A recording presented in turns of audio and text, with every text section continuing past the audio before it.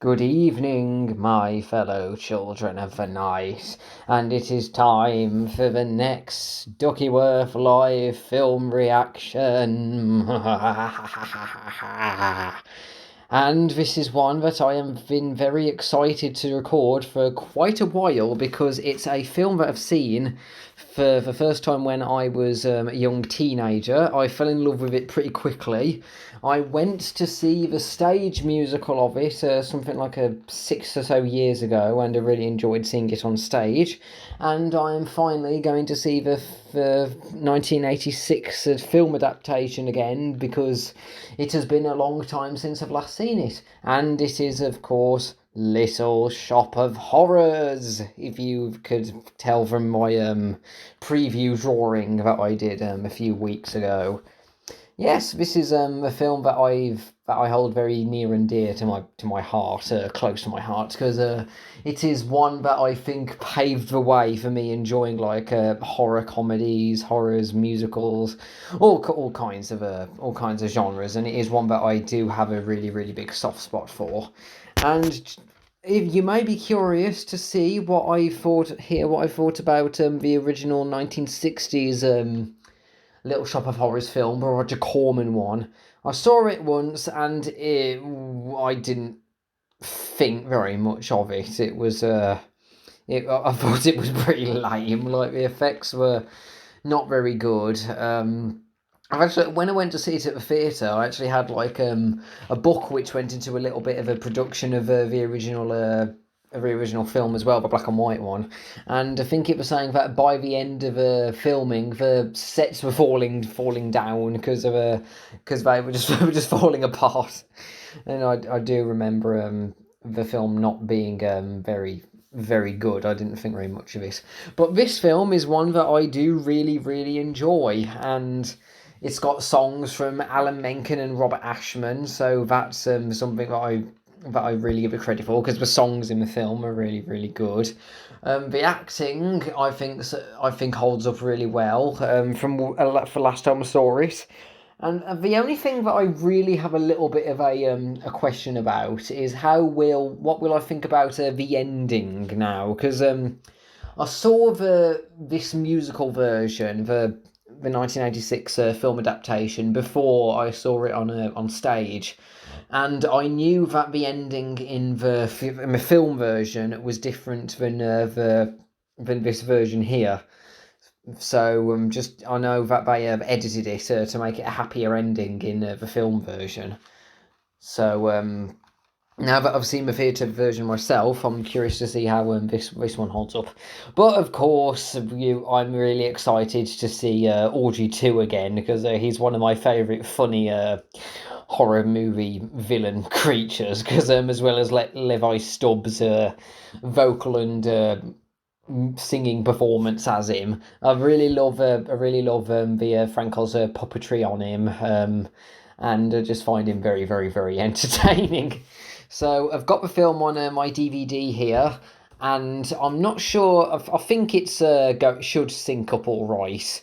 Because I looked it up on Google and it says that the film length is like roughly an hour and 29 minutes, and that lines up with how it is here. So hopefully it will sync up if anyone's watching it with their Region 1 DVDs or their Blu-rays rather, my friends in America.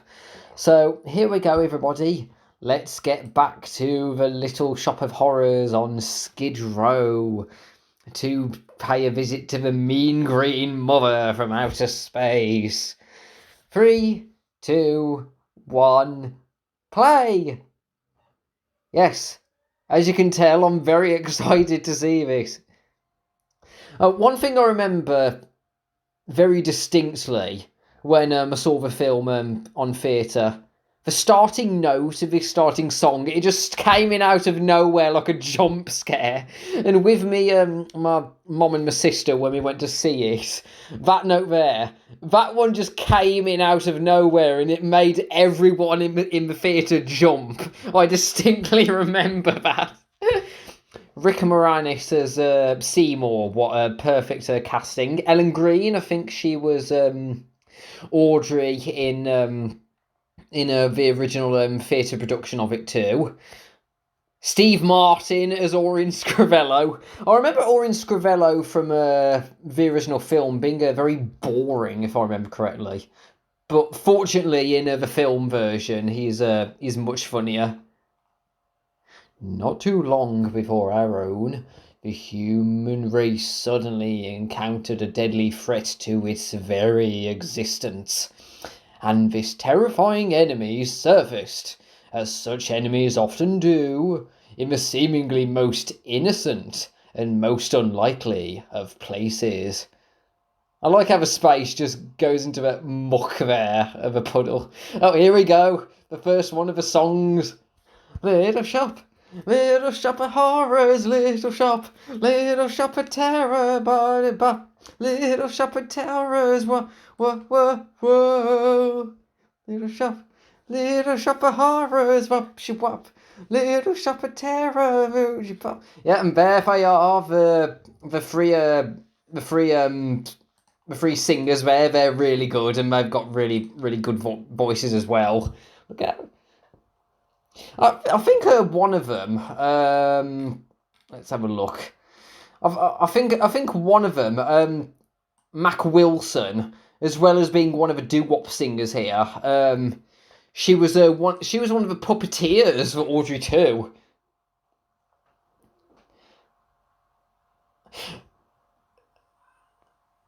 And another thing, I really love the set design in this too. That they really accurately depicted a Skid Row here. Oh, look at that poor dog. Hey, world, baby. Oh, whoa. You know, but I do like I think the next time I do, God, they're pretty chipper about singing in the rain, aren't they? Now all they need are the umbrellas and the raincoat. It's a little bit of a shame that the subtitles on the DVD here don't bring up the lyrics. I mean, I do remember a lot of the lyrics pretty well from this, but look at Mushnik there. I wonder how weird that would be. I mean, I know in musicals they don't react very much when the background singers just like walk into their shop there. But I wonder what that would be like in real life. Just like having these three ladies just singing, just walking in, without your permission and just coming in. Oh, there he is, Rick Moranis as Seymour, and that's pretty much me. Rick Moranis is yeah, that's pretty much me.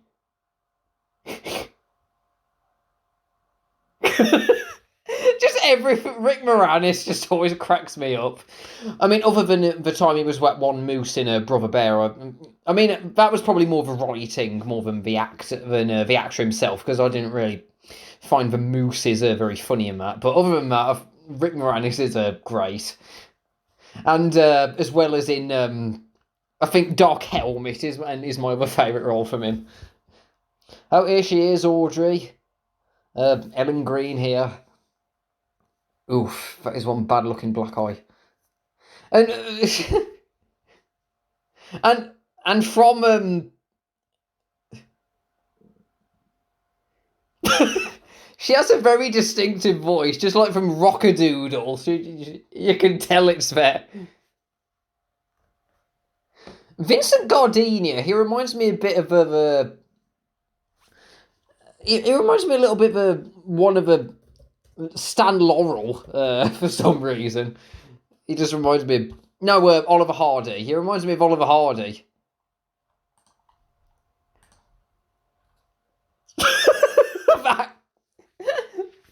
that crash.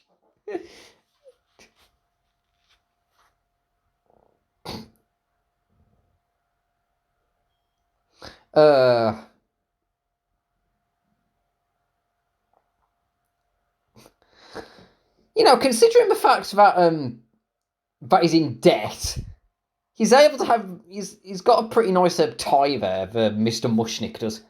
Oh, and they got back into the normal clothes quickly, didn't they? The three singers.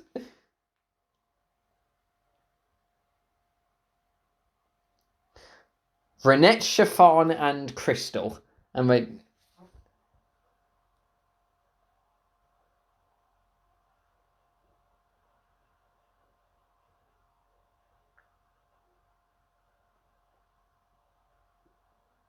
Oh, another good song. Another song here. Oh, 7. Oh, I can't. Okay, maybe I don't remember the lyrics as well as I remember because I really need the lyrics for the songs here so I can sing along. Oh, and they got and they they quick change their outfits pretty quickly, don't they? Maybe they have downtown. If I broke, you go downtown. Where your life's a joke, you go downtown. When you buy your token, you go home to Skid Row. Home to Skid Row. Yes, you go.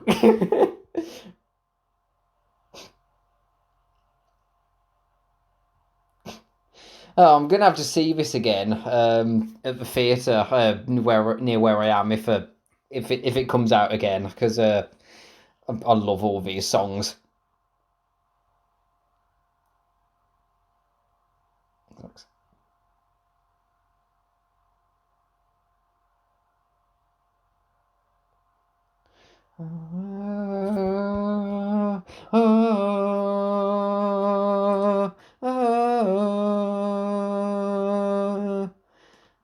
Fuck you. Bye, Subway. Where the guys are drips. Oh, I remember always feeling bad for Audrey though.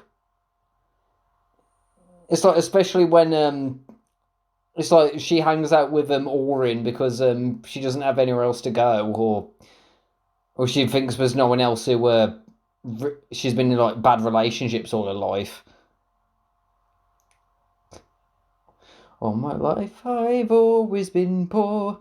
I keep asking God what I'm for, and he tells me, gee, I'm not sure. Sweep that floor, kid. Oh, I started life as an orphan, a child of the street, here on Skid Row. He took me in, gave me shelter, a bed, crust of bread, and a job. Treats me like dirt, calls me a slob, which I am. Ugh. Yeah, address you live downtown. I remember when I saw this at the theatre at this bit. There was like everyone everyone in Skid Row were like getting into fist fights with each other here. But I just really distinctly remember during this bit when he was singing that he wants to get out of there.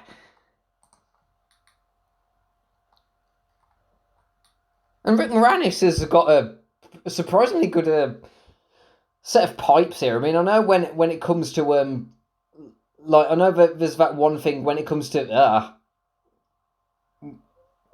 film versions of musicals, they often say that they can't sing. They often pick actors and actresses that can't really sing very well. But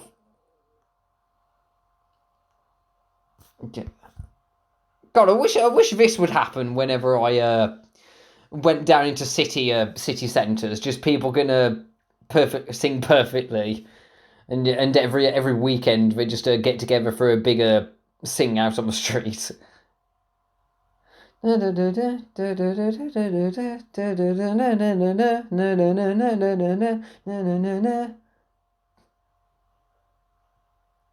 look at that wallpaper there.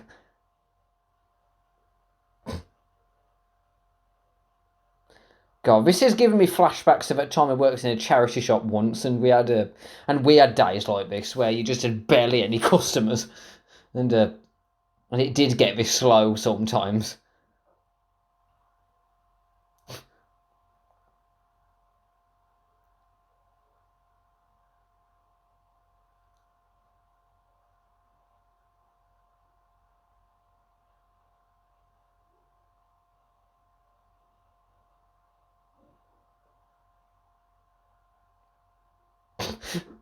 Rick Moranis just always has that look on his face. He just has that.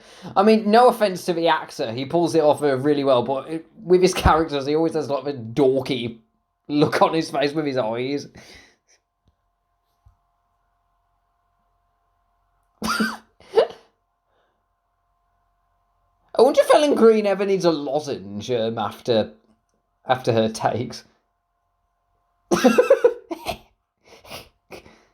Ah, here he is. Here he comes.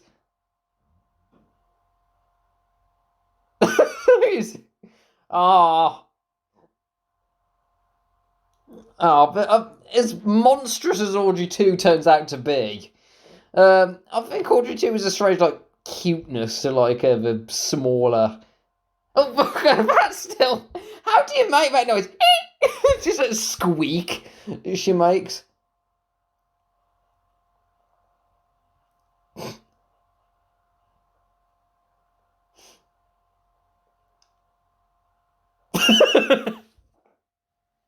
That's strange and interesting plans.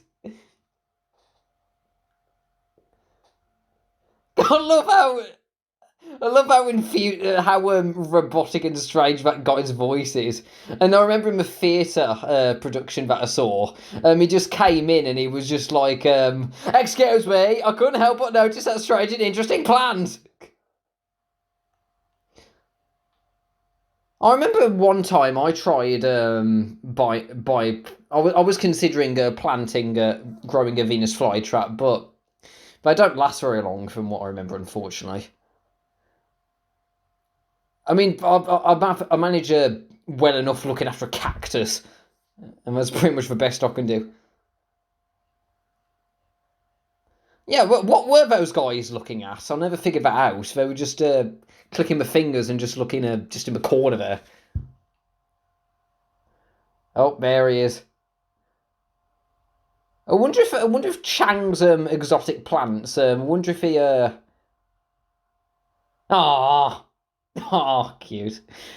I wonder if he does any business with that guy who sold a Gizmo. God, it's been ages since I've been in Chinatown, anywhere. But there are always really interesting places to go in. I remember when I went to one in London. And he just walks out the door. Oh no. Oh, how about that? I might as well oh, by the way, while I'm here, I might as well take $50 worth of roses. Ugh. Well, I'm looking at how withered the plants are in the window. I mean, where do you keep all the healthy plants? Because I like this edition here. Because, I mean, in the theatre production, it's like you just see the guy buying the $100 worth of roses, and then he just decides, and then it cuts to like them getting excited. But I like this when and the bombs just get pushed out, where you just have everyone coming in to buy flowers, and then they're rolling in money. Come and look at the weirdo plants and what. That actually reminds me a little bit of a flower shop on the way to where I went to college. I wonder if they had any Audrey 2s on display.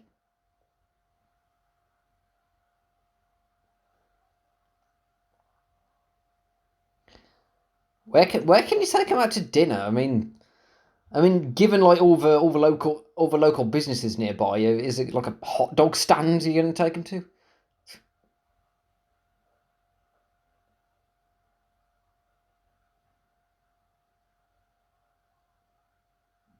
Mm.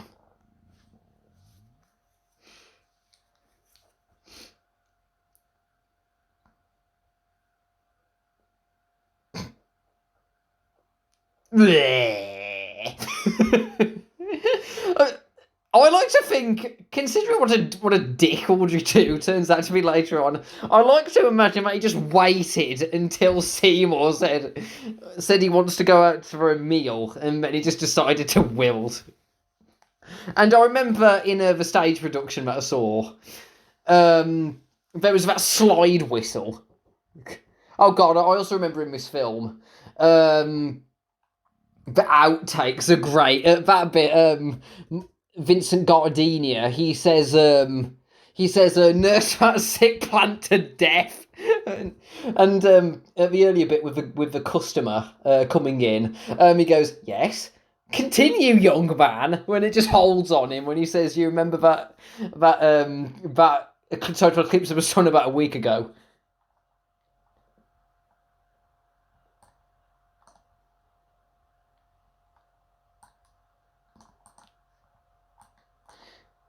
Ah. I love the puppy dog tone in Rick's voice here. I've given you sunshine. I've given you dirt. You've given me nothing but heartache and hurt. I'm begging you, sweet. Aw, just the way he lifts up Audrey 2's head there. It's actually pretty cute. Grow for me. I've given you plant food and water to sip. I've given you potash, you've given me zip. Oh God, how I missed you.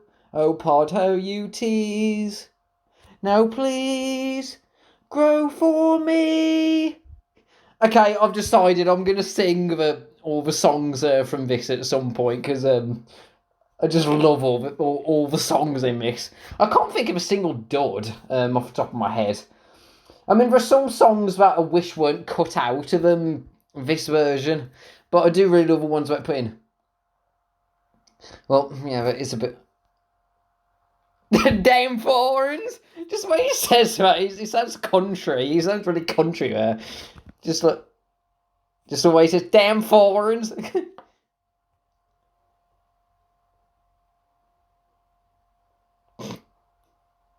The noises that Audrey 2 makes there. When we had Maddie, and sometimes with Murphy now, our new dog, sometimes we make a very similar noise to get his attention, but noise there. But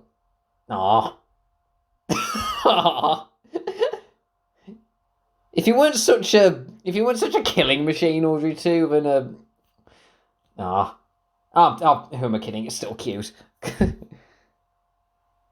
This bit when Audrey 2 just like just reaches out for it.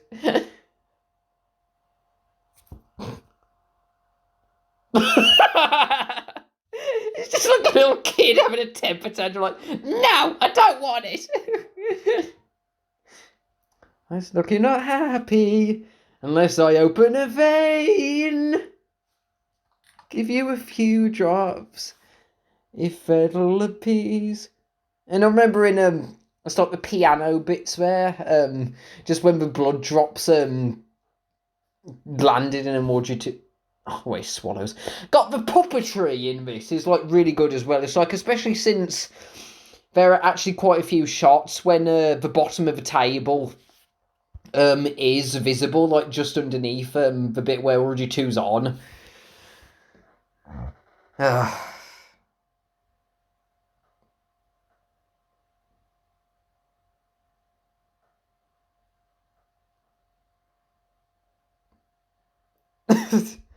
Oh, he's growing.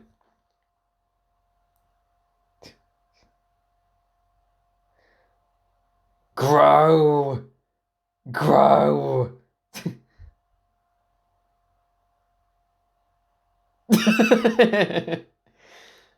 Yeah, repotting him must be a little bit of a pain for him, wasn't he? Oh, here we go. Skid Row Radio, the first one of the Oh, Wink Wilkinson, John Candy, I remember him. Is it John or Jim? John, yeah, that's it. John Candy, I miss you.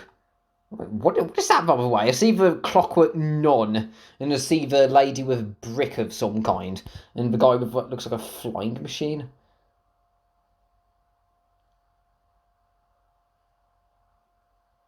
Yeah, the guy with his weird flying machine. Oh my god! Oh, Audrey 2, you you're going through puberty, aren't you? You just you, oh God. That actually reminds me, there was a line in the theatre production where Audrey 2's asleep, and in his sleep he goes, "Oh baby, you make my stems go all woody." I distinctly remember that. But how hard I laughed when I saw that.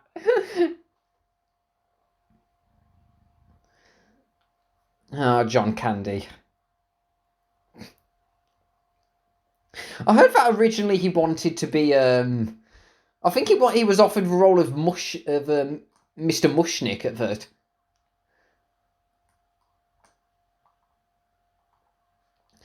His hair looks a bit like it's like he's trying to go Elvis, but he's not quite cut it properly.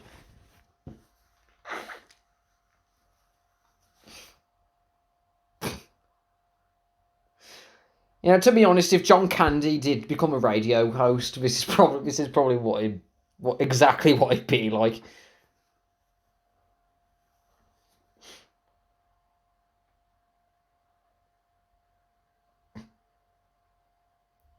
That guy, his hairdo looks a bit like in weird. You can tell John Candy had a lot of fun with a lot of with a lot of his roles. Do. Anyway, his hairdo looks a bit like the Yankee culture in Japan. Like, just remember in Yakuza 0, there were like some Yankees who had a very similar hair to that. I just imagine him a photo there. Audrey 2 is thinking, "Oh yes, get me in my good side, baby." That's my very, very terrible Levi Stubbs impression of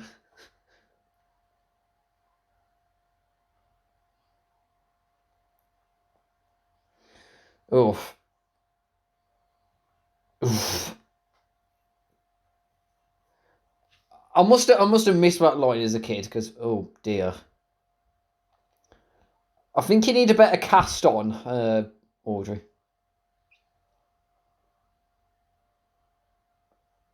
Ah.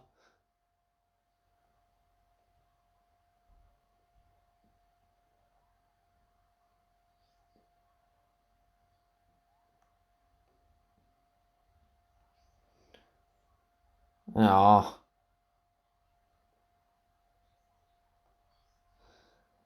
She does a. Yeah.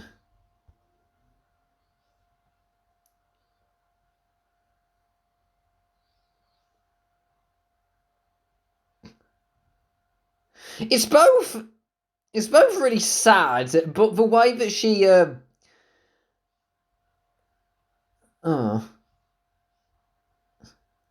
it's like I don't know. It's like Ellen Green's. It's like the voice. It just how like nonchalant she is about some things. It's both sad and a bit messed up, but to it's just like how ditzy she seems.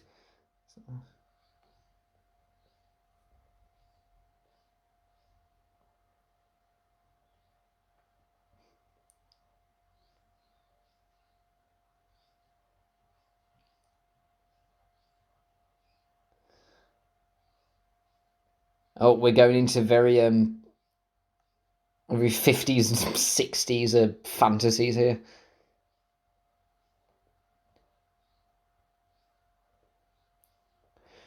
Where that's green. God, it's like the one of the songs that was cut from this. Um, I love how like a Disney-esque this fantasy gets.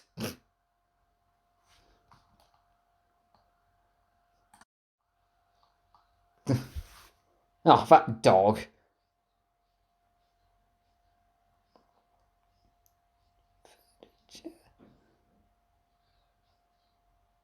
But it is a really nice house though. It's got a nice retro feel to it. 'Is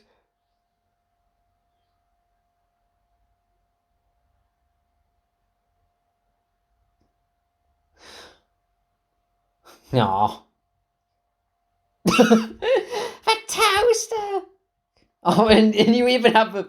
I wonder if this was foreshadowing because after this, Alan Menken and Howard Ashman went onto a lot of Disney soundtracks. So I wonder if that was a foreshadowing there. The feeling of the feel of this and the bird there.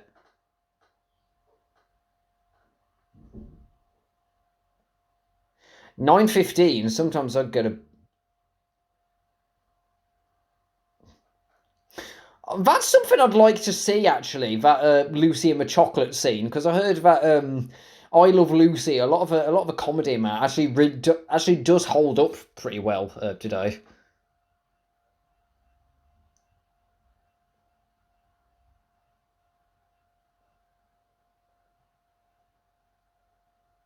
Something about this old 50s and 60s house actually.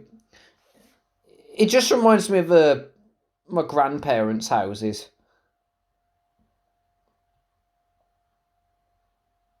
Maybe that's why that aesthetic appeals to me so much. Hmm.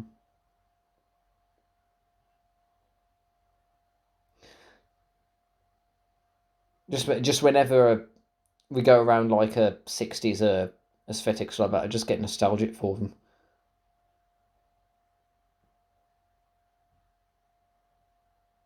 And anyway, a bit ago, there was a cut version, the cut song here that went the somewhere that's green. It's when Audrey gets fed to Audrey 2, and it is pretty hilariously dark. Just the way that she goes somewhere that's green, and she's being devoured by Audrey 2 as she dies.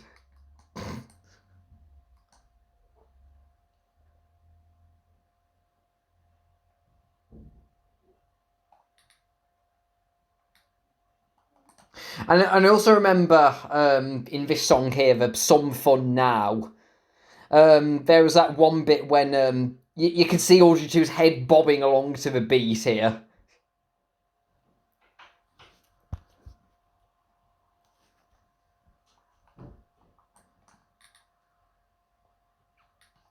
Oh, I just had a look, just a little bit of trivia here. In the original play, one of my friends, Diner Boy Green on a DeviantArt says, in the original play, Audrey 2 was played by the guy who plays Bleeding Gums Murphy on The Simpsons, the later Ron Taylor.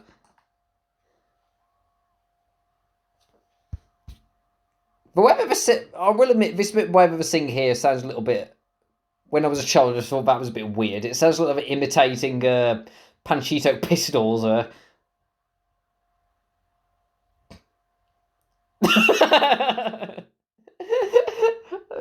God. Ugh. Ouch! It's both really painful and really hilarious at the same time.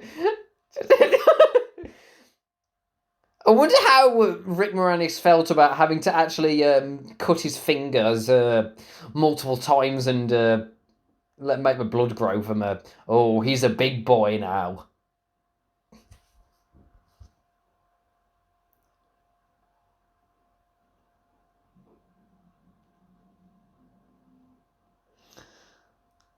I really like this. I really like the interior of the flower shop now.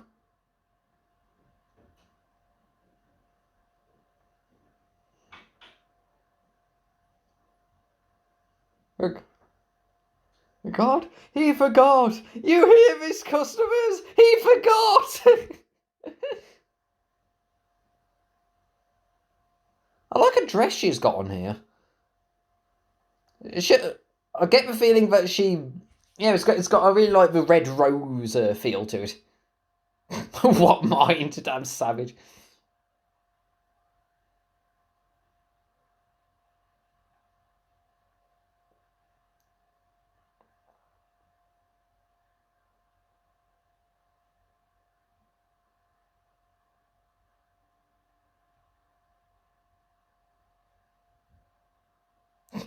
Every other Sunday off.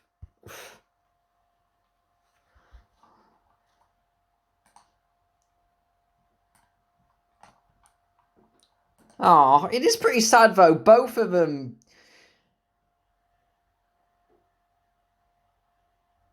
know that they've got the problems, but they have such bad self-esteem that they can't deal with it themselves.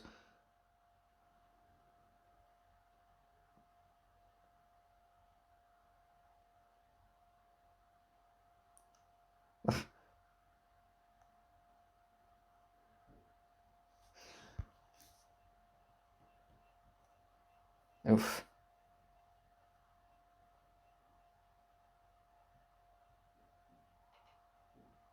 Oh, here he comes.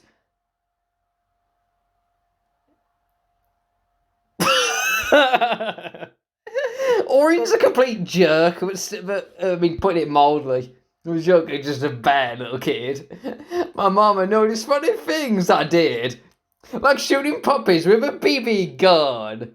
I poisoned guppies, and when I was done, I'd find a pussycat and bash its head. It's both so messed up. But the way Steve Martin puts all his energy into Orion is.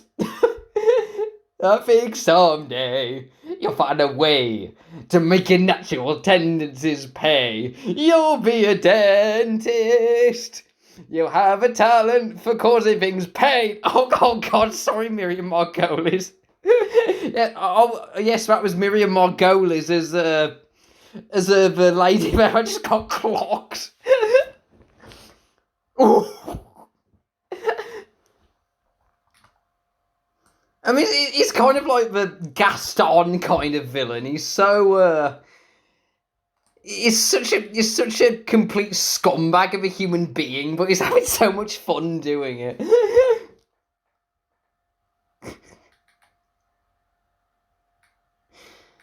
Oof! Ouch! Oh, and Steve Martin contributed ideas such socking the nurse in the face and ripping off a doll's You're my dentist. Okay, that's really creative. That effect there inside the head, the mouth.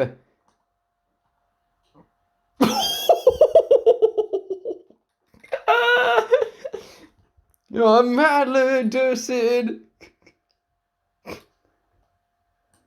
Oh God. I don't know. Oh God, that prick. Oh, mother. He sounded so much like Johnny Bravo there. The success. Oh, Alan Menken said that his dad and many of the other men in his family are dentists, which Alan Menken was going to do, but then he decided to study music instead. And that's probably a big reason why he and Howard Ashman are so much fun writing the dentist song. I find a lot of because it's like fun fact, Junji Ito as well. Going off on a bit of a tangent here, but since we're talking about horror and dentists, he originally worked as a dentist technician before he started writing horror manga, which probably explains a lot about why so many of his stories have like such weird things going on with the characters' mouths. Oh damn! Oh, really knows how to make an entrance.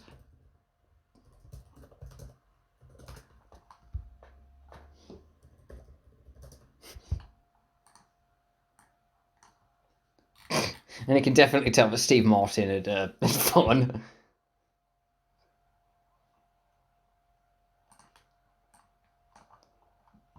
Oh wait, where'd you come from?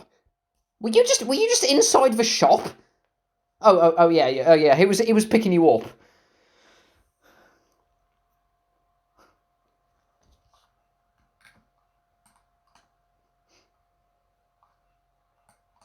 Give me a chance, Simon. Gosh.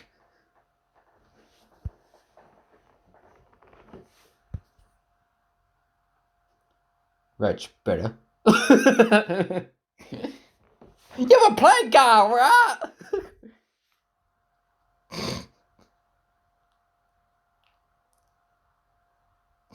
It reminds me of the guy who played Orin in the stage production that I saw. Big.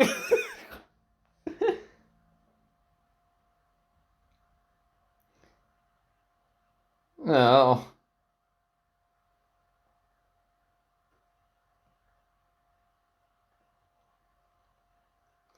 Why do I get the feeling that if Gaston and Belle actually got, heaven forbid, actually hooked up, this is what the relationship will be like in modern day, of course.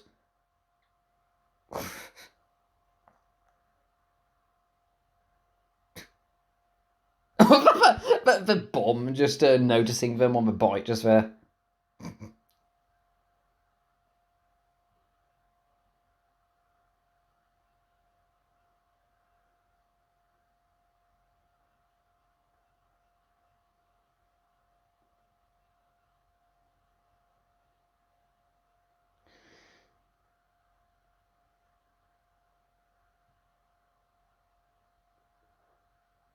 Well, I don't know, considering how I see dentists portrayed, it seems a lot of people have fears of going to the dentist.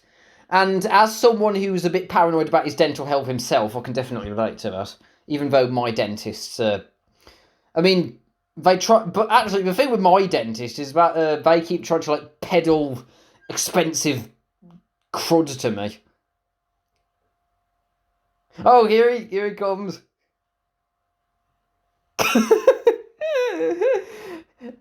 Levi Stubbs was perfect. Feed me, Crowbot! Feed me now!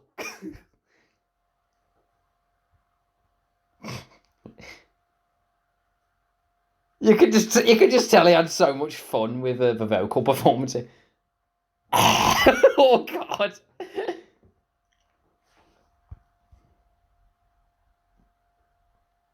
I also love how the puppetry in this does, even though he's literally just a pair of lips on a ball, how much emotion he's able to get out of his head movements and that long. That's right, boy! You can do it. Feed me, Seymour. Feed me all night long. I love that laugh as well. That's such a distinctive laugh. I can grow up big and strong. I love that way that he flexes with his tendrils there.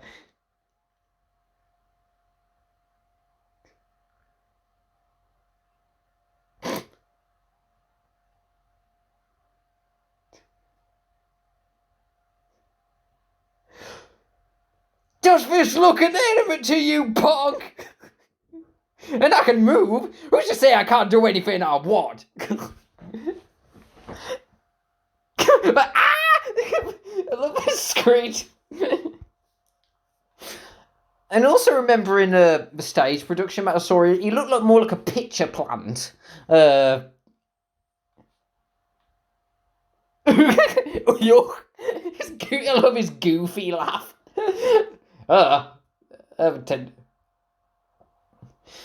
it almost sounds. It almost sounds a little bit at times like Audrey 2's trying to hit on him. Times.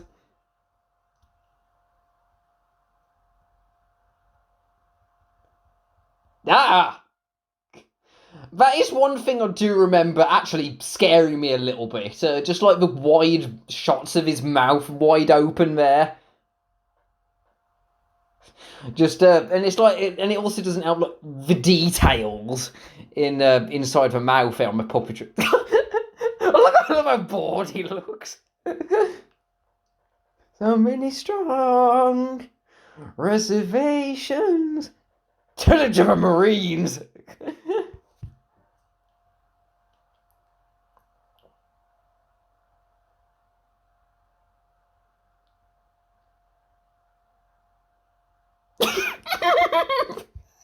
I'll laugh. Girls. It's just such a fun villain. And again, just like with his leaves and his tendrils acting as like arms here.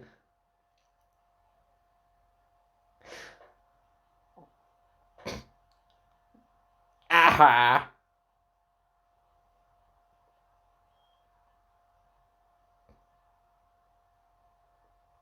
Oh, it was a bit quick of one thing I think was one thing I was thinking a little bit strange is how Rick Moranis seems to like stare into his mouth there at times.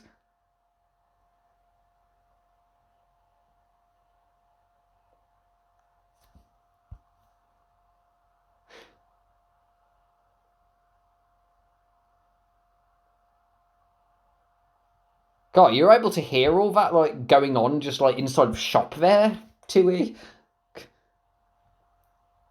I remember one outtake here when Steve Martin walks into the house and he slams the door and he just pulls all the things off the shelves.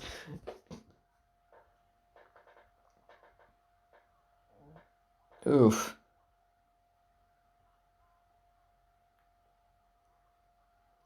Oof.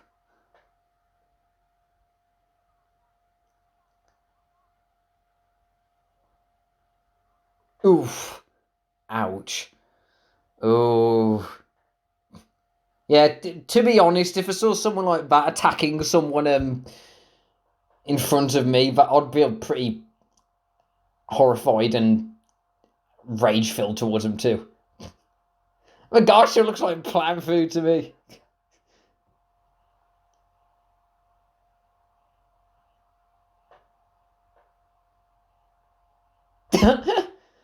That's really good there. That effect there, like how they make his plant potter. Oh, careful, careful, careful, Seymour, you're gonna get your head bitten off. His angry face.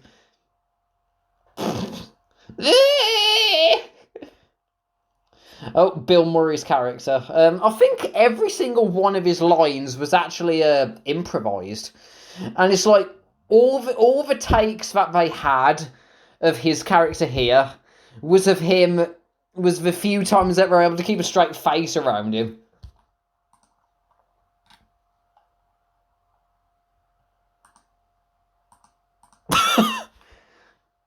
God.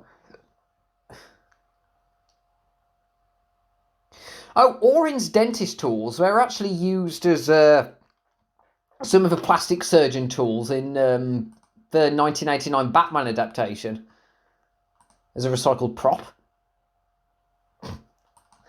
Now I'm going to get out of there and visit my aunt Spiker and go grow a giant peach.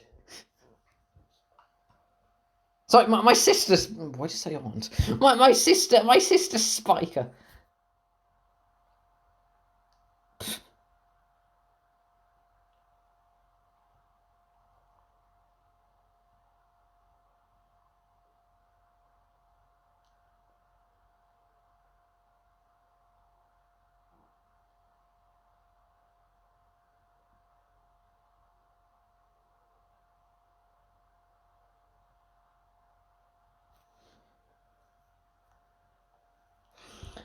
Considering that this was considering this was improvised by Bill Murray, that's actually impressive. He made all that up on the spot.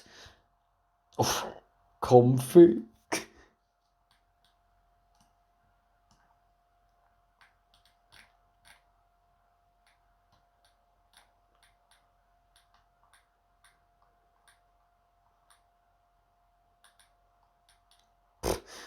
Oh, what is that on the sides there anyway? Oh, I like this. Orin likes inflicting pain, and Bill Murray's character is a masochist.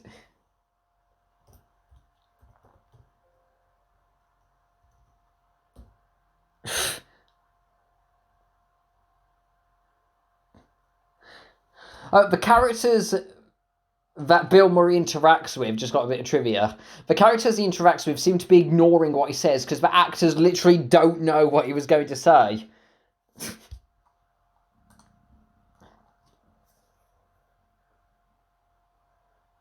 Oh, and that little girl who played that patient with the terrible braces there.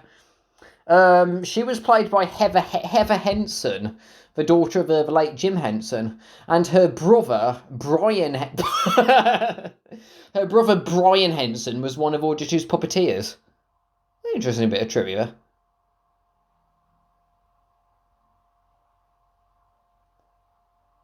I will say though, it feels a little bit like Bill Murray's character and the guy at the end who talks about selling like the little clippings. It feels a bit like they were just put in just to fill up a bit of the time because I don't think their characters are in the original musical. Oof. That must be a pretty awkward situation. If you like inflicting pain and people are being in pain, but the guy that you have as your patient is someone who likes receiving it, it's like how do you react to that? I like how just spits all the things out.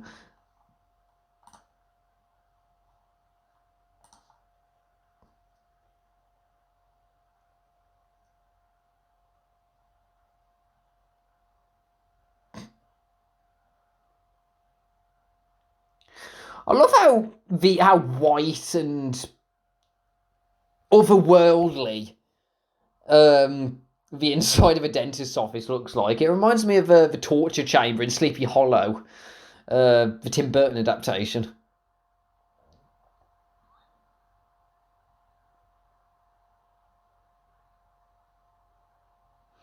Oh, that just reminds me of when I had some of my teeth taken out, would have braces put in.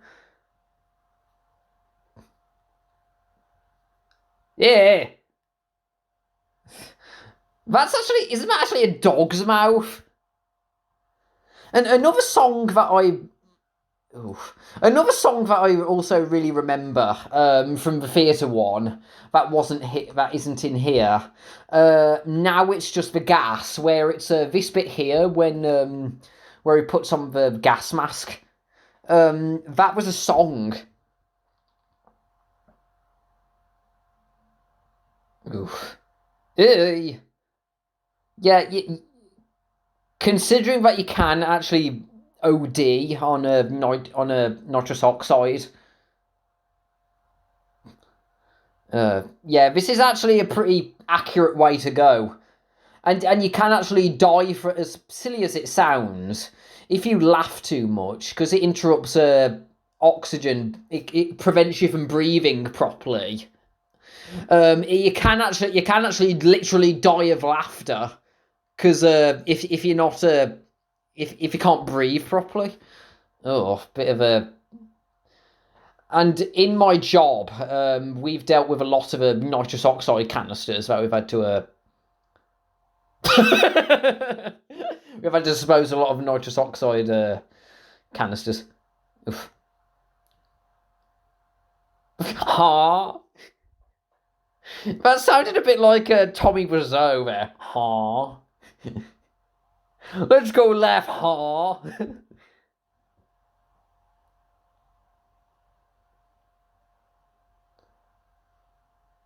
Because I do remember that song being pretty similar to this. It's like he puts on a nitrous oxide gas mask, but and he does choke in pretty much the same way, but he's singing. But yeah, asphyxiation. Oof. It couldn't have happened to a nicer guy, but that is still a pretty, even as scummy as he is, that is still a pretty bad way to go.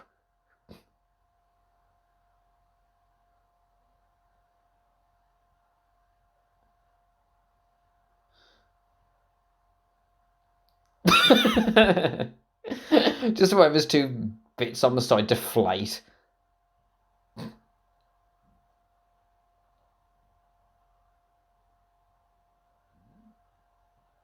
Oh, another song that was cut out. It's like Mr. Mushnick. I think one thing they go into. Oh God. One thing they try going into more detail in the original musical is Mr. Mushnick tries taking advantage of him seeing Seymour as like a son to him to try to get money off of Audrey 2's fame. That is one thing I do remember in the original musical. Oh, the dog.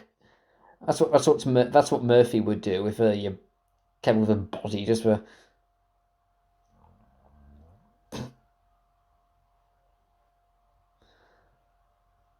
Considering that you eat people whole later, Tui, I get the feeling you were just messing with Seymour here.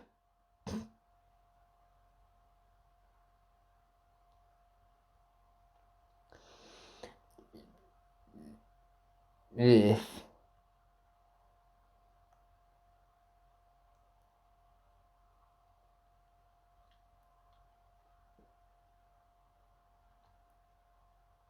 And I remember in the original musical, during this scene and when just before like the intermission, I do really remember the lightning effects there.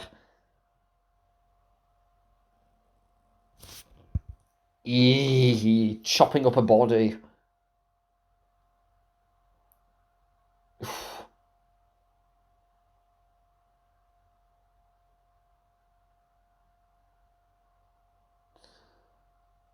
Mm.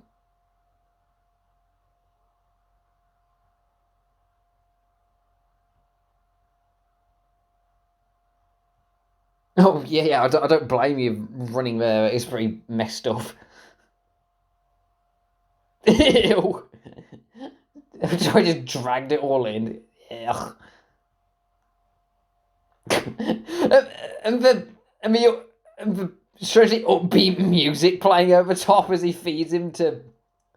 You could just tip all of the bucket in his mouth and.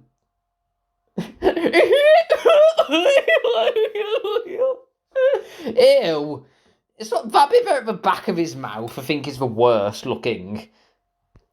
It just looks weird.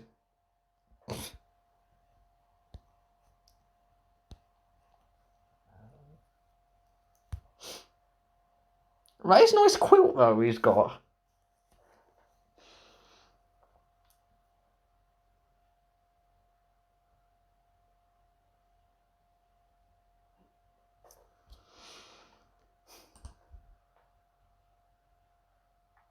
It's the floors.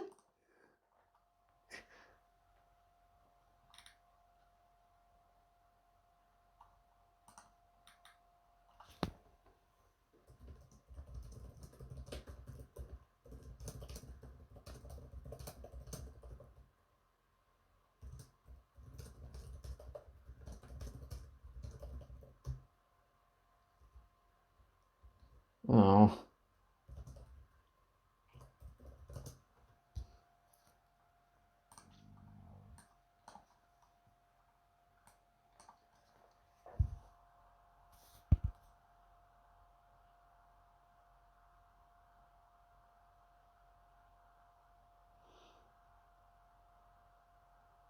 Oh.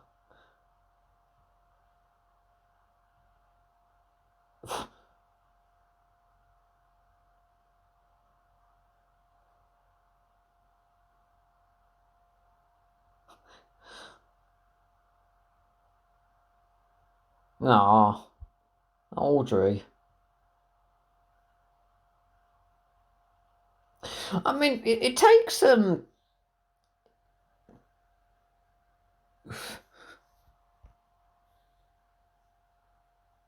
Oh, that's true.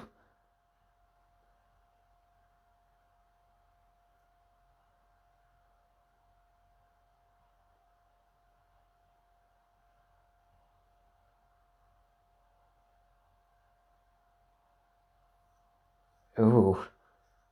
Well, I don't blame her. It's like she thought that as long as she's nice to him, he'd warm up to her and stop her beating her around. But unfortunately, he didn't.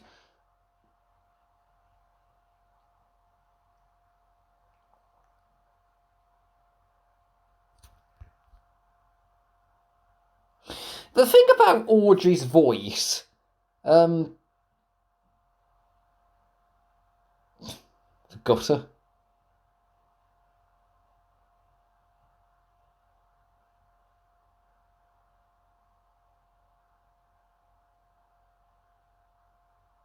Um,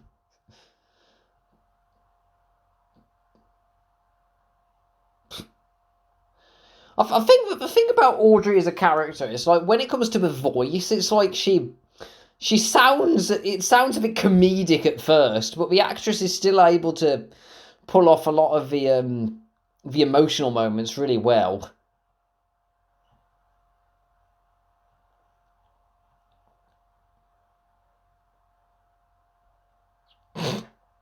Here, take my Kleenex.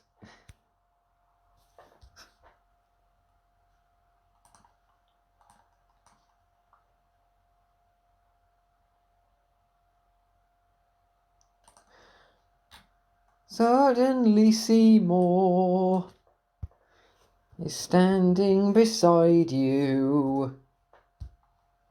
You don't need no makeup. Don't have to pretend.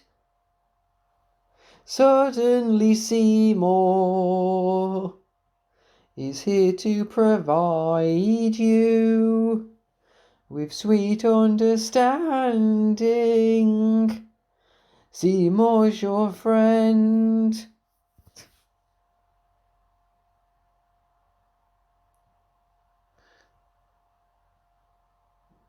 Yeah, it's like she's been used to people. She hasn't had much affection her whole life, which is why she fell for Orin so quickly. But I will say with Ellen Green, it just sounds a little bit when she jumps into like that singing there. It's like her voice, her voice goes from a, her voice goes from a, I'd say sure, to suddenly. I mean, I'm not saying it's bad, but it's just a little bit interesting how her voice can shift so quickly like that.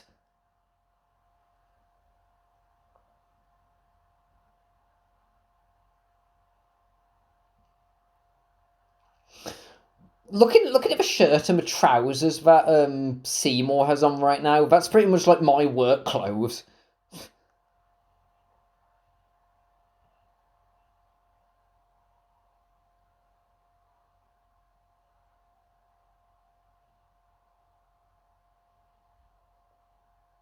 Oh, there they are, just up there. I like to imagine that they have just like a just like someone just following behind them, just like for when they need a costume change, or it's just like they wear all their dresses just for their songs, just on them. They just like change their dresses constantly.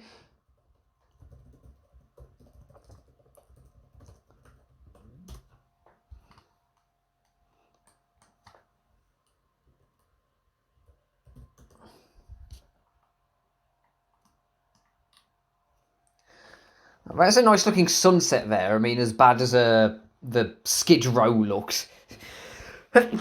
Oh, bless me.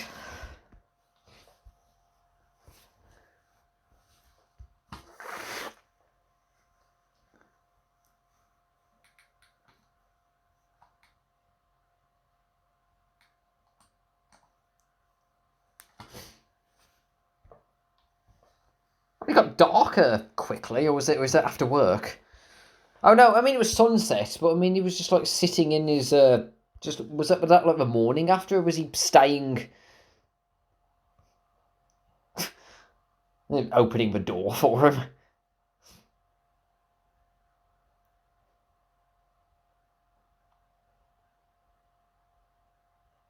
Oh dear. He's got plans.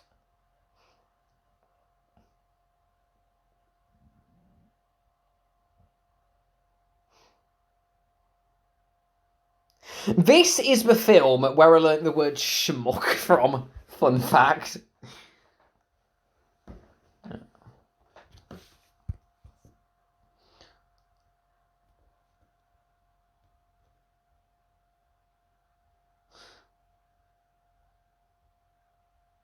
A depth to which you'd sink. Just the way he says that. Oof. Well, yeah, you probably could have kept a bit of a better way of covering all that up. Got your number now.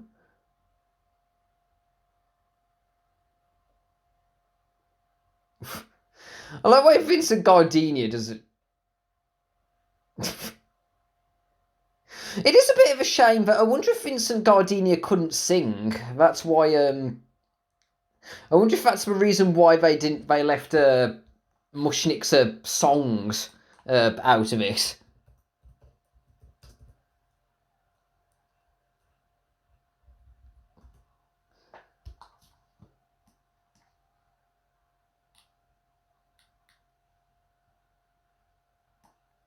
I swear on all my spores, when he's gone, the world will be yours. Yours, yeah, yeah, yeah.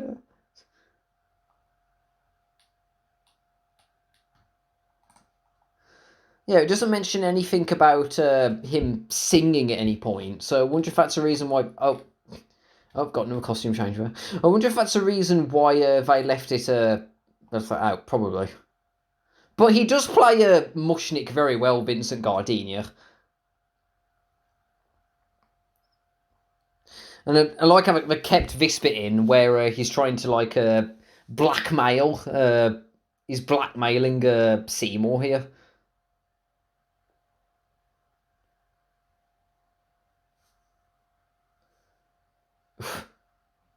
He really does look like Oliver Hardy a bit, doesn't he?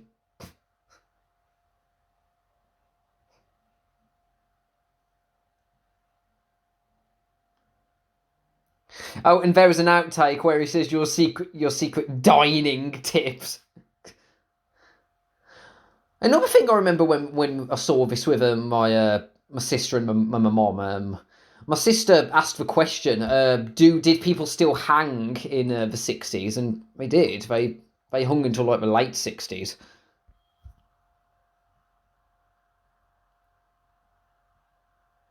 Oof. This is a really tense bit though. When and I just remember in the stage musical there was 1 minute when I think what it was oh yeah, look at the singers have broken into a shop again. Is I think Mushnik was looking for the safe, and Seymour said he kept it in the plant. Oof. Oof.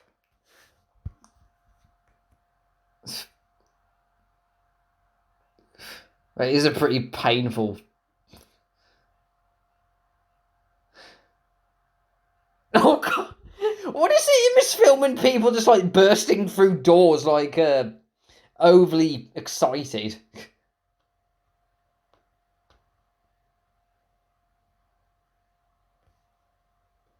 Need a pen. Oh, but it is a nice looking pudding there. Show. And you'll be host at your Lucky Kids sign. And they kept like originally they kept a full song version of this bit in here. Because this song goes on for like much longer with the people like coming into the shop and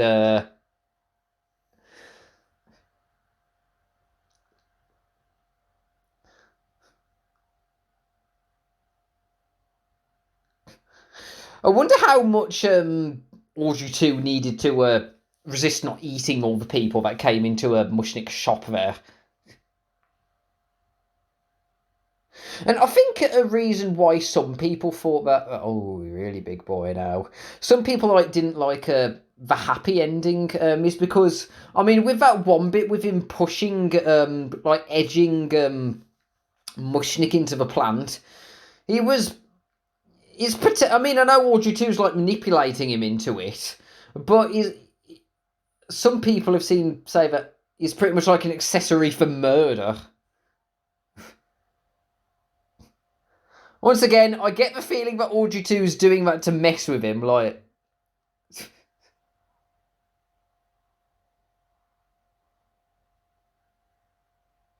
It looks like he took her hairdressing skills from John Candy's character.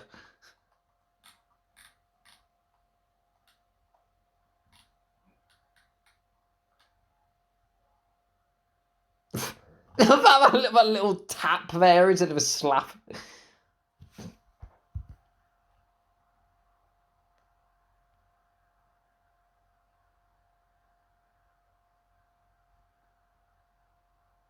It is a nice suit he's got on.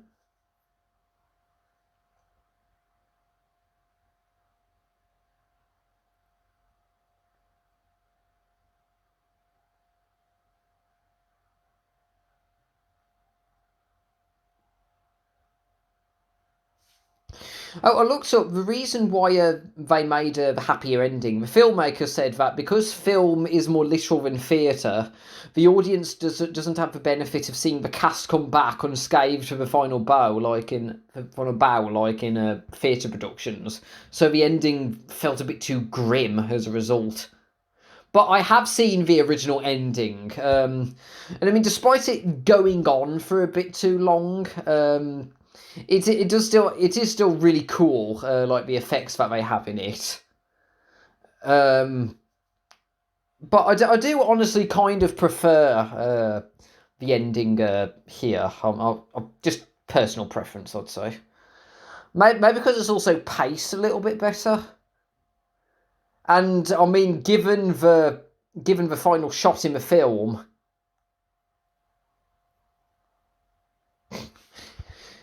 it feels that the ending of this feels more like a the end or is it scenario.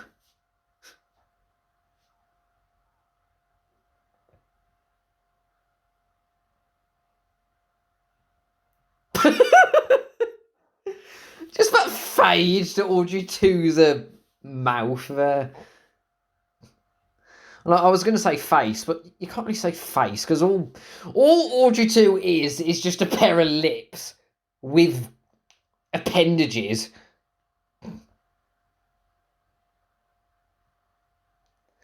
And I also get the feeling that he knows that he's able to tell a lot of things going on despite not having eyes. So I get the feeling that Audrey 2 knows he's in and is just waiting for him to get to the door before he says, feed me, just to mess with him. We have a joke in my household. Whenever we or it's like I or anyone in our household is hungry, we always say "feed me" in a similar way. We sometimes say that.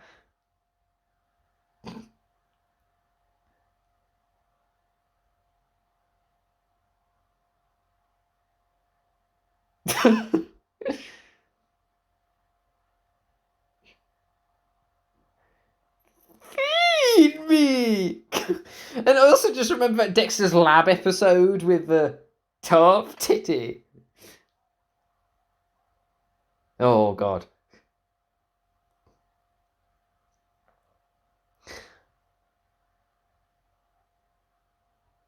I like why he crosses his tendon. I love a little tilt of his head there. Yeah. A close up of his mouth there.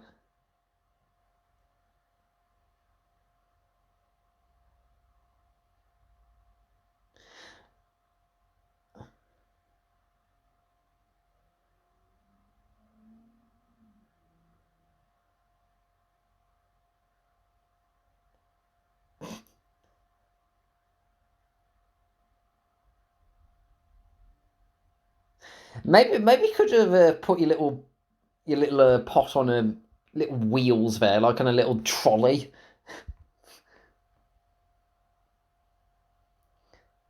And that's also really good there. It's like sometimes like with some puppets, it's like no matter how hard you look, no matter, I mean, if you look hard enough, sometimes you can see like any strings or anything, but you can't see anything in this. I mean, I know obviously like the budget and such, and like it's Jim Henson, not Jim Henson. I love it.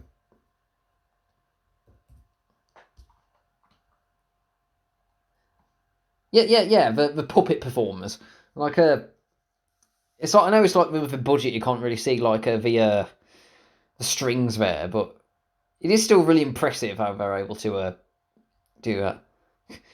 Oh, and I love this bit with his little tendrils like fingers there, like tapping on the glass, just waiting for Audrey to pick up here. I love a little kettle she's got there.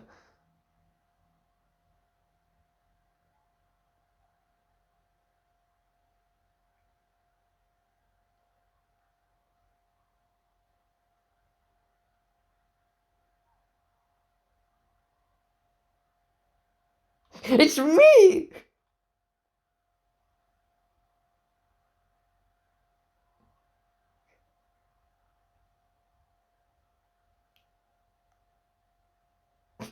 I miss it when he checks for the change.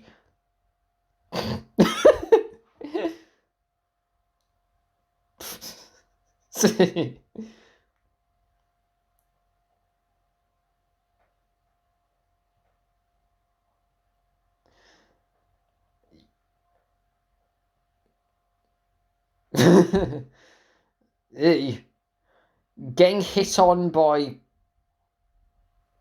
being hit on by a giant plant. That'll be a very awkward situation.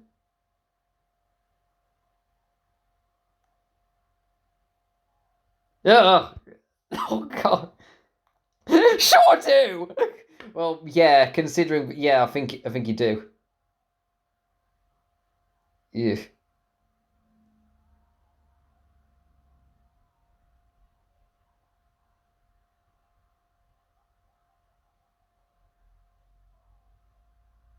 I remember in the theatre production. Ew. Ew. Oh. Okay, that is actually pretty icky. Anyway, one thing I was thinking, it is pretty. It's like in the theatre production. It's like after this bit, Audrey goes, "When I die, which will be any second now." But it's like Audrey was able to survive being nearly bitten in half by Audrey 2 there. It's like she's got either that wedding dress is really tough or she's like tough as nails. Like that there.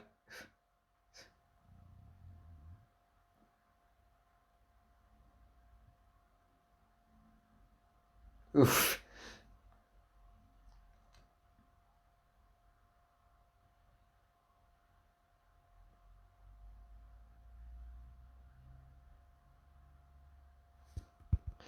And I think I could see that bit when she fainted. It was probably where they cut from.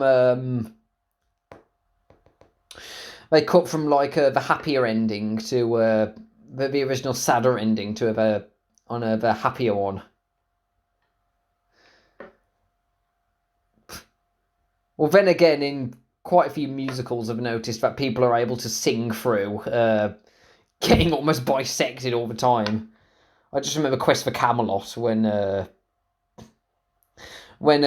most of the characters are almost dying in that, and yet they still have to belt out songs. Oh God! And after she's gotten bit in what would probably be the lungs, it's like I'd yeah, I think Jim Belushi's acting here feels a little bit like yeah, I do remember this like the bit at the end when he's trying to sell like a little. I do remember this from the original theatre as well.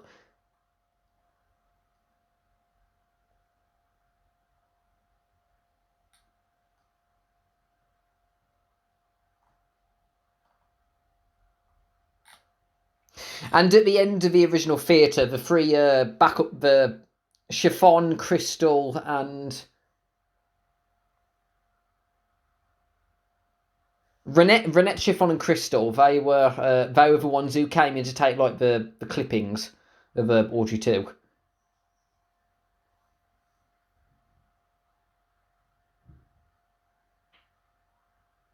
I'd buy an Audrey 2. I mean, if it didn't need to feed him too much blood.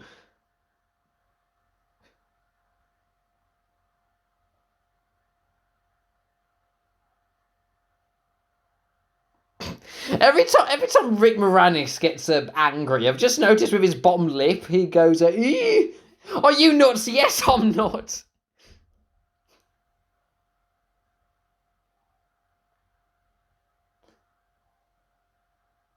Because that bit there, when he left, that definitely looks like if it was on stage, leaving there. Funnily enough, when I first saw this film, it was just from this point onwards that I first saw this film. The first time it was on TV, I just saw it from just the finale. I mean, the vegetable. And it definitely got me interested to check out the rest of the film.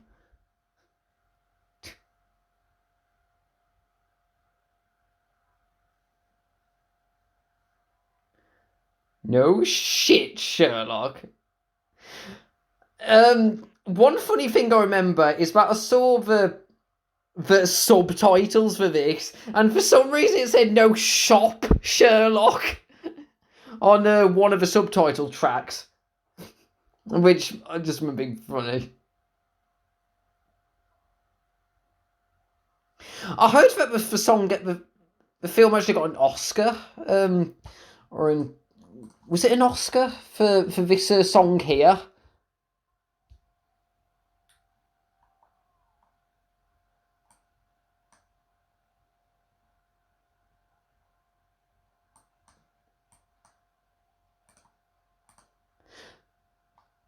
Yeah, it was it got a nomination for an Oscar for Best Original Song. Oh, what you messing with? You got no idea. You don't know what you're missing at. No. Ugh. That sounds kind of, considering how he's been trying to hit on everything in the film, the way he said you don't know what you're looking at, well, looky here. Little pods. That sounds kind of like that honestly sounds a little bit like he's flashing him.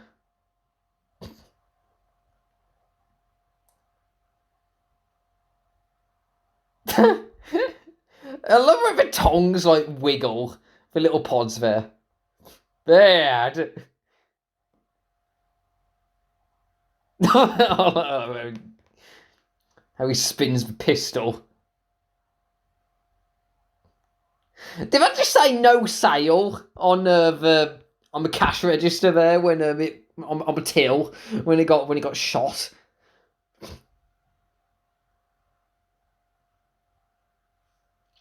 I like this here. This song here is literally Audrey 2 bringing the house down.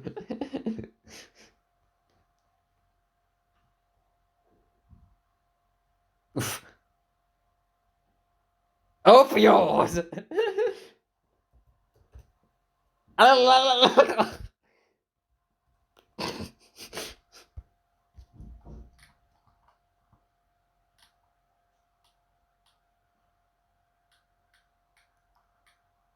Gonna trash your ass. Gonna rock this place.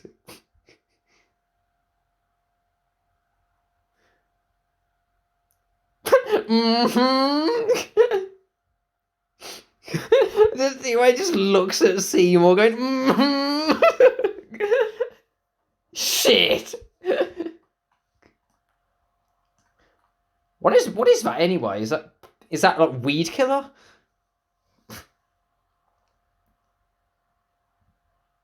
It's a man. Nichicles, you got the point. I'm gonna bust your balls. Ouch. Well, there goes your dreams of having children, Audrey.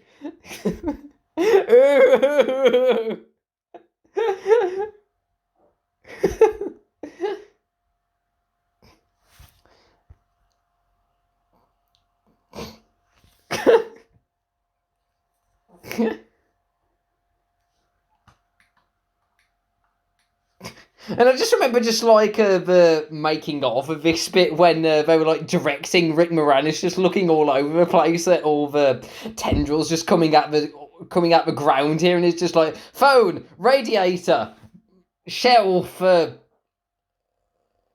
conditioner, and I think it was and I think they were doing it in like one of the voices of the Muppet characters when they were telling him to direct his gaze at everything. I think it was in I think it was actually in the Kermit the Frog voice.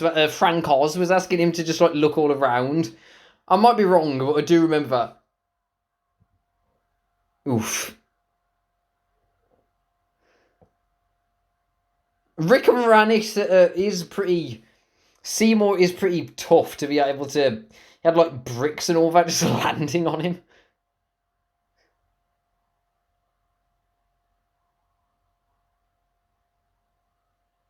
The little pods laughing too.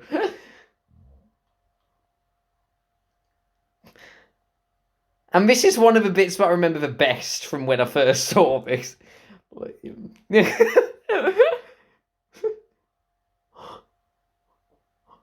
Oh shit! He literally went out with a bang.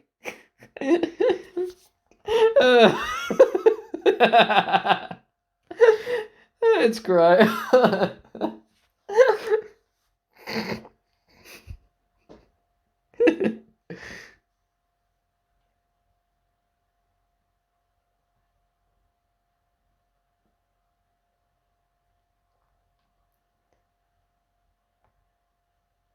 It's all over. Or is it? I think she got more busted up from the flower shop falling down than she did when Audrey 2 bit her in half. Just looking at her now.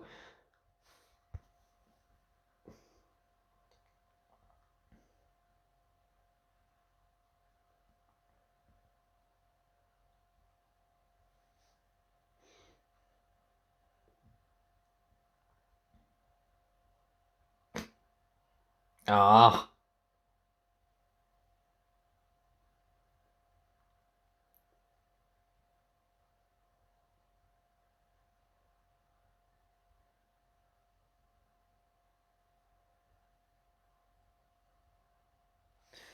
And now they can go somewhere that's green.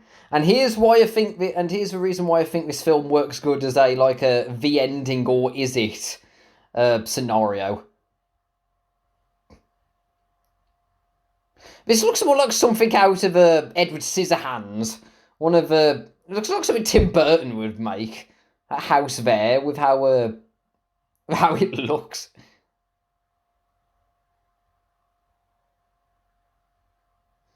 Yeah, and those three were the bridesmaids. And the flower that they got for their wedding was... Yeah, Audrey too. So I get the feeling that like when he when he exploded, probably some of the spores got stuck on the clothing, and that's how he had another one of him growing back there. That's just what I think about it. That was, as you can probably tell from my from all of my reactions there, I still think this was a really, really, really, really fun film. The songs are great, the acting is great, and considering the fact that I'm not sure about how much of a performance is that how many of the actors had singing performances before this. Probably not all of them, but I imagine a number of them. But they still managed to do a really good job with what they had. Yep, John Candy as Wink Wilkinson. Christopher Guest as the first customer. Wasn't he? I might be wrong on this, but wasn't he on based on the original film by Roger Corman, originally produced. Oh yes, he was. Christopher Guest was Stanley S. Squarepants. Not his best role. I mean, but really, I'd put that down to writing more than the. And we got the dentist again as the background track here. I will say that this is still like one of my favourite. Both one of my favourite musicals and one of my favourite horror films of all time. I do still find it to be a ton of fun, but I think when it comes to I think I can kind of, even though, I mean, I have seen the original ending that they had for it, but even though I think that the happier ending here was done well enough for what they did, I think I can see where some people. Wait, Celestia Fox is the casting director. What you mean? Is that Princess Celestia's last name? Anyway, I think when it comes to like the original ending, the fact that he was I mean, I know that Mushnik was manipulating him, but still, he edged Mushnik into getting eaten there. So I can see some reason why that would have been that would have pushed some people a bit the wrong way when it comes to that there. And there are like some songs that I would have liked to have seen put on the in the film if just like in the I mean, I'll probably have to buy like the original soundtrack for this, but maybe if they offered it as I mean, I know on the Blu-ray release they allowed like the original ending. So at some point I may actually buy like the Blu-ray of this so that I can see the original ending for it. But I think when it comes to the original ending, it does the final scene does go on for a bit long. The one of Audrey 2 like taking over the world and just eating everything. But I do really like in that when because it's like in some versions of a film they put like a giant Audrey 2 heads coming from a ceiling to make it look like he's eating the audience. I do like how they do that similarly with the ending of that there. But yeah, this was just a ton of fun, and I had and every single time I see it, I have a ton of fun, like watching it and listening to it. And I mean, Alan Menken and Howard Ashman, it's their songs, so obviously the songs are really good. The puppetry from like the same from like the Creature Shop or whoever, I think it was the Creature Shop who did all the Muppet performers. They all did like a fantastic they did like fantastic like performances on Audrey 2's like puppetry there. And sometimes it can feel a little bit strange, like jumping when you make a film adaptation of a musical. Sometimes it can look a little bit strange, having like backing singers just like coming out of nowhere and singing like everything, and sometimes making it all flow together into a film or like a story can make it play off and make it a bit strange if like you need to take like artistic liberties with it. And yes, I am of course talking about the wonderful Cats 2019 film, but I think they did a really good job with it here. And it's like they managed to it fits, and it does fit. Like the three backup singers like coming in, and they are really good singers there.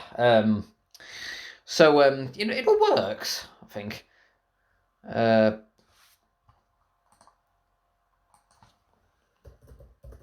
know, just listening to Suddenly Seymour here, I can't think of a single song that I disliked from this film. Honestly, I think they all do their jobs really, really well, and they're all really fantastic songs on their own.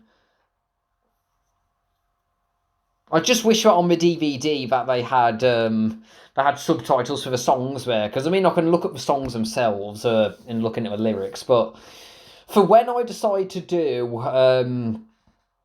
like karaoke versions of the songs here, I think I'm probably going to have to look up like karaoke tracks and like have the songs just like playing in the background for when I do it, which will no doubt be something I will be doing in the very near future, because I did really, really enjoy this film, and I think I'd like to have a go at singing one or two of the songs here.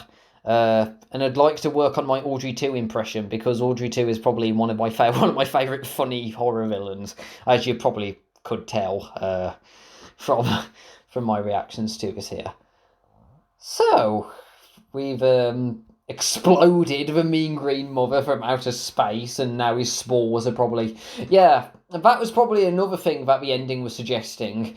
They blew Audrey 2 up, but in doing so, his spores have now spread all over the world, and so there's now a chance that he could still get world conquest. Way to fix it, Seymour. So, maybe not quite as happy of an ending.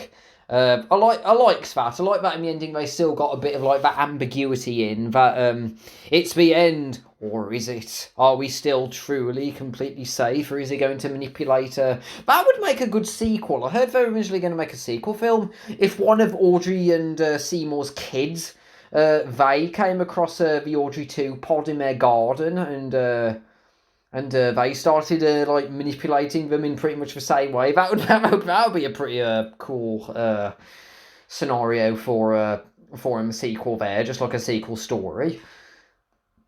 Okay, so what horror film shall I be reacting to next? Next time, I shall be reacting to a horror film that I have been wanting to see for quite a long time now. I've been very interested in it, and I've never seen it before. And it is a film that I bought on DVD pretty recently, and it is the hang on, what year is it? And it is the 2004 horror film Saw. Yes, the Saw films. The Saw franchise is one that I've never really been interested in seeing, because I've never really been one for just a torture porn or splatter. I mean, just like it just seemed like something that was just like of characters just like being put in like pure misery. Just like in pure misery for the entire runtime, and that never really seemed like my cup of tea. But for me, when it comes to but after I'd seen like some other horror films and played through the Danganronpa series, which is pretty much like all the kids just like a bunch of teenagers just put into like a killing game and being like in a pretty similar scenario, and them all getting executed in like a pretty grim ways if they get figured out to have committed these horrible deeds. For me, it's when you care more about the characters or find them interesting that you want to see them get through like these scenarios, and it makes it hit more when they either survive or they don't. When it's just misery for the sake of misery, I've never really just been a fan of that, and just find it to be a bit too nihilistic, which is why I just find the Human Centipede film to be more boring than anything else. Yes, I have seen clips of a Human Centipede film, and I never will see it again. But not because it's disturbing, but because it's boring. I thought it gets boring after a while. But I will be seeing the first Saw film next time, and I shall be intrigued because it is one that quite a few of my friends have recommended to me, and I would like to see how I think about Jigsaw, the little puppet on the tricycle. That's all I know about the Saw films, despite the fact it involves torture, is this one screenshot of a lady in like a bear trap looking device and a puppet going around on a tricycle. That's all I know from it. So I'll be pretty much going into it blind. So I'll be interested to see how it fares for me, but that shall be next time, my fellow children of the night. I shall see you then. Duckyworth out.